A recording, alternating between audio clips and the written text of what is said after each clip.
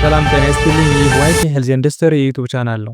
የመስከረም 28 2018 ዓመተ ምህረት ጤናና የሕክምና መረጃዎችን ይዘንላችሁ ቀርበናል። አብራችሁን ቆዩ። ኢትዮጵያ ለመጀመሪያ ጊዜ የወባ ክትባት መስጠት ጀመረች። ካዲስኮ አጠቃላይ ሆስፒታል ከማይንድ HIV/AI ጋር የመግባቢያ ስምምነት ተፈራረመ። ናይጄሪያ ትልቅ የተባለ የክትባት ዘመቻ ጀመረች።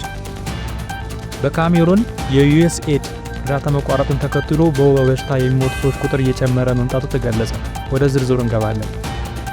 ኢትዮጵያ ለመጀመሪያ ጊዜ የወባ ክትባት መስጠት መጀመሯ ተነግሯል።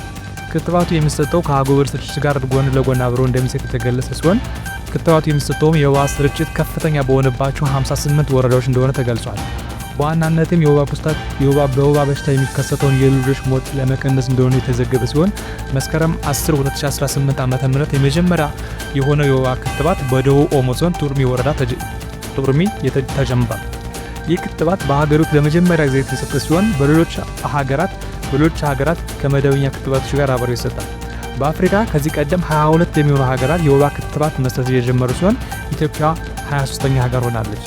የአፍሪካ በሽታ መከላከልና ቁጥጥር ማዕከል ወይም አፍሪካ CDC 180,000 ዶዝ የወባ ክትባትና 12 ሚሊዮን የወባ መከላከያ አጎበር ድጋፍ እንዳደረገ ተገልጿል።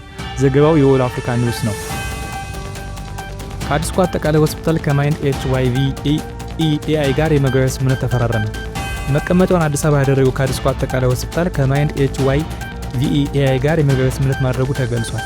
በሰው ሰራሽ አስተውሎት የበለጸገ የጤና ስርዓት ለማሻሻል እንደሆነ የተገለጸ ሲሆን በዚህም በጤና አጠባበቅ ስርዓትን ለማዘመን የአሰራር ስርዓቱን ለማሻሻልና በኢትዮጵያ ያለውን የሰው ኃይል አቅም ለማጎልበት እንደሆነ ተነግሯል። ከዚህ በተጨማሪም ካሊፎርኒያ ከሚገኘው አርቲፊሻል ኢንተለጀንስ ተቋም ዶም ዳይሬክቲንግ ፕሮግራም ጋር በመተባበር በAI በመጠቀም መጻፍና ማንበብ እንዲቻል ለሰራተኞች ስልጠና እንደሚሰጥም ተዘግቧል። ዘገባው የያሆ ኒውስ ነው። ናይጄሪያ ትልቅ የተባለ ክትባት ዘመቻ ጀመረች። ናይጄሪያ በታሪክ ግዙፍ የተባለውን የክትባት ዘመቻ ጀምራለች። 106 ሚሊዮን የሚሆኑ ልጆችን ታላሚ ያደረገው ክትባት ዘመቻ በናይጄሪያ የተጀመረ ሲሆን በዚህም ዘመቻ የኩፍኝ፣ የሩቤላና የፖሊዮ ዘመቻ በሀገር አቀፍ ደረጃ እንደሚሰጥ ተገልጿል። ዘመቻው ከ0 እስከ 14 ዓመት ያሉ ልጆችን የኩፍኝና የሩቤላ ክትባት የሚሰጥ ሲሆን ከ0 እስከ 59 ያሉ ልጆች ደግሞ የፖሊዮ ክትባት የሚያገኙ ይሆናል። ዘመቻው በሁለት ዙር የሚሰጥ ሲሆን የመጀመሪያው ዙር መስከረም 27 2018 ዓ.ም ተጀምሯል። በዚህም በሰሜናዊ ናይጄሪያ 20 የሚጠጉ ግዛቶችን ሲያካትት በደቡብ ምዕራብ ናይጄሪያ ደግሞ የኦዮ ግዛትን የክትባቱ እንደሚሰጥ ተገልጿል። በሁለተኛው ዙር እንደ አውሮፓውያን አቆጣጠር ጥር 26 2026 ዓ.ም እንደሚጀምርና ቀሪዎቹን ደቡባዊ የናይጄሪያ ግዛቶች እንደሚሰጥ የዓለም ጤና ድርጅት የናይጄሪያ ቢሮ ገልጿል። የዩኤስኤድ እርዳታ መቋረጥን ተከትሎ በካሜሩን በወባ በሽታ የሚሞቱ ሰዎች ቁጥር እየጨመረ መምጣቱ ተገልጿል።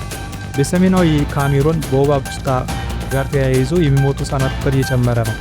ይህ ደግሞ በአሜሪካ እርዳታ ድርጅት አካል የሆነው ፕሬዚዳንት ማላሪያ ኢኒሼቲቭ ወይም PMI በመቋረጡ እንደሆነ ሮይተርስ የዜና ወኪል ዘግቧል።